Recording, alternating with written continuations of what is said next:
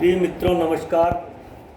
मैं ओपी शर्मा ज्योतिषाचार्य नई विद्या ज्योतिष परामर्श केंद्र में आपका हार्दिक स्वागत करता हूं। कुंडली विश्लेषण के कार्यक्रम में आज हम एक धनु लग्न की कुंडली का पुनः एनालिसिस करते हैं, विश्लेषण करते हैं। देखिए, ये पूर्व में एक धनु लग्न की कुंडली हमारे द्वारा विश्लेषित की गई थी, जो कि एक बहुत ही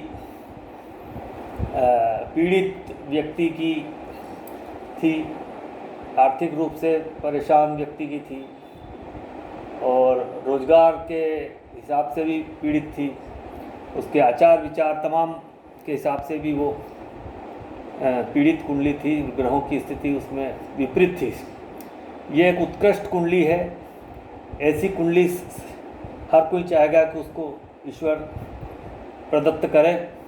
तो देखिए, इसमें धनु लग्न की कुंडली में लगन की स्थिति देखिए। लगन में भाग्येश सूर्य बैठे हुए हैं, लगन में पंचमेश मंगल बैठे हैं और लगन में बुध दशमेश के रूप में है, कर्मेश के रूप में है। इसके बाद फिर धन भाव का स्वामी धन भाव में ही है और उसके साथ लाभ भाव का भी स्वामी है।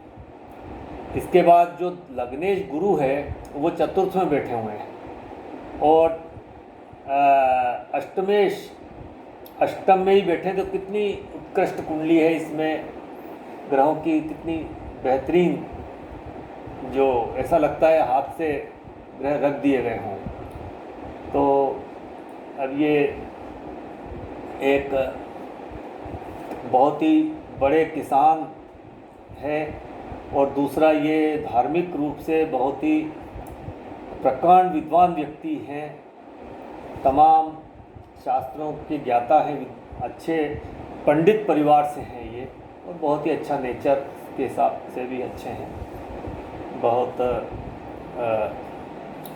बढ़िया नेचर है इनका। मिलते हैं तो बहुत ही ऊर्जा के साथ और प्रेम से, स्नेह से मुलाकात करते हैं।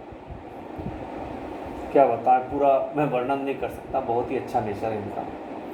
तो इसमें देखिए कि नवमेश जब लगन में बैठ जाता है तो व्यक्ति बड़ा ही कर्तव्यनिष्ठ हो जाता है, अपने कर्तव्य का पालन करता है, धार्मिक होता है और एक ओजस्वी व्यक्ति होता है, तेजस्वी व्यक्ति होता है। इसके बाद लगन में मंगल पंचमेश होके बैठा हुआ है, पंचमेश और द्वादशेश। तो पंचमेश क्या है कि मूल त्रिकोण राशि मंगल की। तो पंचमेश जब लगन में बैठता है तो वो बड़ा ज्ञानी हो जाता है, शास्त्रों का ज्ञाता होता है, विद्वान होता है, पढ़ा लिखा होता है, अच्छी एजुकेशन होती है उसमें, बुद्धिमान होता है। तो तीसरा ग्रह बुध जो है वो सप्तमेश और दशमेश के रूप में बैठा है। तो ये दशमेश है, मतलब ये इनका स्टेटस बहुत अच्छा है। बुध लगन में जब बैठता है तो बुद्धिमान बनाता है, युवा दिखता है व्यक्ति और हंसमुख होता है, बुद्धि बहुत तेज होती है उसकी। बुद्ध के सारे गुण उसमें होते हैं, कैलकुलेटिव होता है और अपनी ट्रेडिंग का अच्छा नॉलेज भी होता है उसमें। लेकिन मंगल और सूर्य जो दो ग्रह है और केतु साथ में, तीन ग्रह जब लगन पे बैठते हैं तो कहीं ना कहीं स्वास्थ्य पर भी खराब असर डाल सकता है। लेकिन सूर्य की स्थिति अच्छी है तो इसका नवमेश होकर है सूर्य, तो कहीं ना कहीं पॉजिटिव होगा। अब ये जो मंगल सूर्य केतु बुध, और बुध तो जो जिन ग्रहों के साथ बैठता है वैसे ही हो जाता है। तो ये सब चारों ही ग्रह अशुभ के रूप में है, क्रूर के रूप में है। तो जब ये सप्तम पे दृष्टि डालते हैं तो अपने स्पाउस पे को डोमिनेट करते हैं। अब इसके बाद हम देखते हैं कि द्वितीय भाव का स्वामी शनि द्वितीय में ही है और तृतीय का भी स्वामी है और साथ में लाभेश शुक्र भी साथ में। दोनों शुभ धन देने वाले ग्रह हैं और दोनों मित्र ग्रह हैं। तो इनको पैसे की, धन की कोई कमी नहीं है और ये जन्मजात पैसे वाले हैं, ज़मीन जायदाद वाले हैं, प्रॉपर्टी वाले हैं।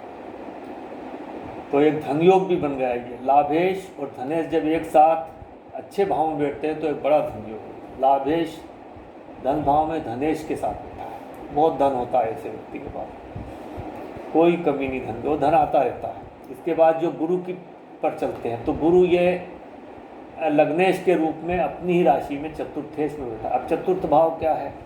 सुख का भाव है और मन का भाव है, माता का भाव है। तो इनका मन बहुत अच्छा रहता है, मन से ये शांत रहते हैं, मेंटली पीसफुल रहते हैं। माता इनकी प्रभावशील होती है, ज्ञानी होती, विद्वान होती माता की, सुखी रहती है, सुख का भी भाव है।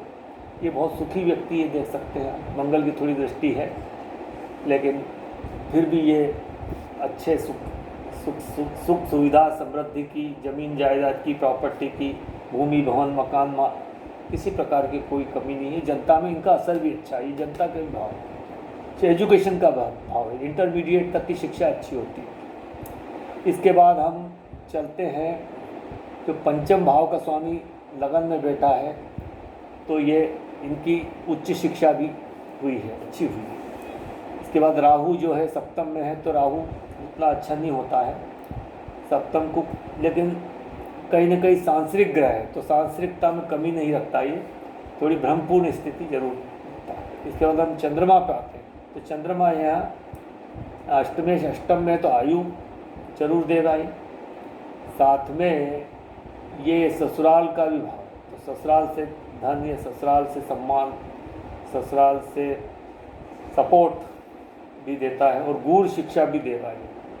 आराधना का भी है, गूढ़ ज्ञान, हिडन नॉलेज, ये सब चीज़ें चंद्रमा देगा। लेकिन चंद्रमा जब यहाँ रहता है तो किसी भी राशि में हो, उच्च का हो नीच का, लेकिन अप्रसन्नता जरूर देता है, मानसिक तनाव देता है। लेकिन गुरु की दृष्टि है तो वो भी ठीक होगा और शुक्र भी एक शुभ ग्रह है तो स्थिति ठीक हो जाती है। तो अब इसमें राजयोग की हम अगर स्थिति देखें हैं तो बुध और सूर्य राजयोग बना रहे, धर्मादि कर्माधिपति राजयोग, और लगन में बना बहुत बड़ा राजयोग है। व्यक्ति राजा की तरह रहता है और बड़ा मान सम्मान देता है। समाज में इनके बिना कोई कार्यक्रम नहीं होते हैं, समाज में जहाँ ये बैठ जाते हैं तो बस यही दिखते हैं। ये धर्माधिपति कर्माधिपति राजयोग है, इनके पास कोई पद नहीं है लेकिन फिर भी समाज प्रॉपर्टी और अपने ज्ञान और जो अपने पूर्वजों का जो लेगेसी है इनके साथ, उनके माध्यम से भी इनको सम्मान मिलता है।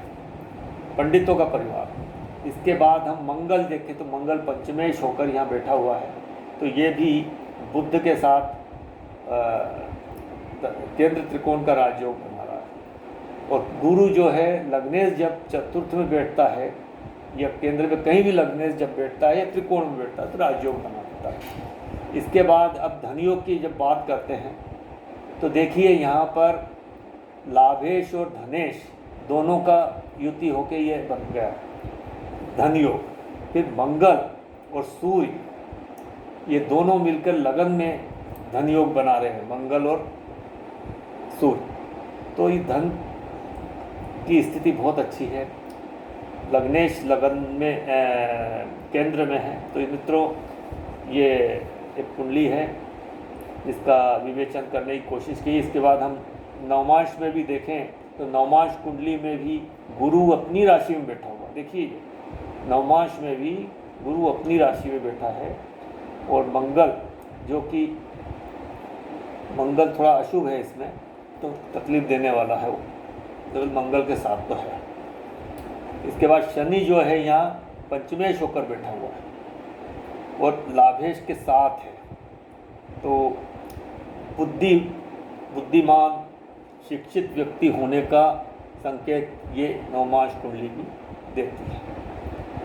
इसके बाद ये जो लग्नेश और दशमेश बुध है वो तृतीय भाव में बैठा है तो ये दिखला रहा है कि व्यक्ति दौड़ धूप करने वाले हैं और मेहनती हैं, नवमांश कुंडली ये बता रहे हैं।